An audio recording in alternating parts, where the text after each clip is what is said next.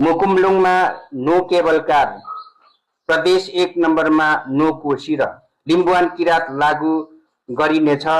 77 CTO system खारेज गरी प्रान्तबाट केन्द्रतिर अधिकार दिने, पूर्ण संघात्मक शासन लागू गर्ने, खस र आर्य समुदाय समानुपातिक क्लस्टर अलग अलग गरिनेछ। थारू समुदायहरू माथिको सबै ऐतिहासिक भेद अन्त्य गर्न थारूहट प्रान्त स्थापना गरिनेछ। म आज सिङ्गो सङ्घीय लोकतान्त्रिक राष्ट्रिय मञ्चको तर्फबाट जुन हाम्रो पार्टीको उद्देश्यहरू र चुनावमा उठेका जुन हामी किन तयारी भएर चुनावमा गयौँ र हाम्रो उद्देश्य के हो भन्ने र हामीले चुनावमा जितिसकिसकेपछि हामीले गर्नु खोजेको के हो भन्ने कुराहरूलाई चाहिँ अगाडि राख्दै यहाँहरूमाझ म पार्टीको घोषणा पत्र म प्रस्तुत गर्नु गइरहेको छु। यसमा केही समय लाग्छ, धैर्य गरेर सुन्नु। हामीले यही पर्चा मार्फतै आफ्नो घोषणा पत्र सार्वजनिक गर्नेकोले गर्दा हाम्रो अरू फाल्टो छैन। सङ्घीय अस्तित्व पहिचान सहितको सामर्थ्य चुनाव घोषणा पत्र 2082। दारसहितको खुकुरी चुनाव चिन्हमा समानुपातिक र प्रत्यक्ष दुवैतर्फ अमूल्य मतदान गरौँ।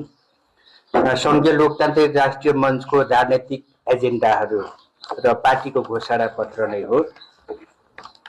भू राजनीतिक जियोपोलिटिक भित्र फेर्न सकिन्छ तर छिमेकी फेर्न सकिँदैन भन्ने राजनीतिक शास्त्रको चर्चित भनाइलाई म्यानेजर गर्दै छिमेकीहरूसँग मित्रवत सम्बन्ध राख्न, नेपालको संविधानमा नै नेपाल एक सङ्घीय गणतन्त्र सहअस्तित्ववाद पूर्ण समानुपातिक पहिचानलाई सामर्थ्य लाने र विश्वको कथित दुई ध्रुववाद कतै पनि संलग्न नहुने असंलग्न देश हो भन्ने उल्लेख गर्ने।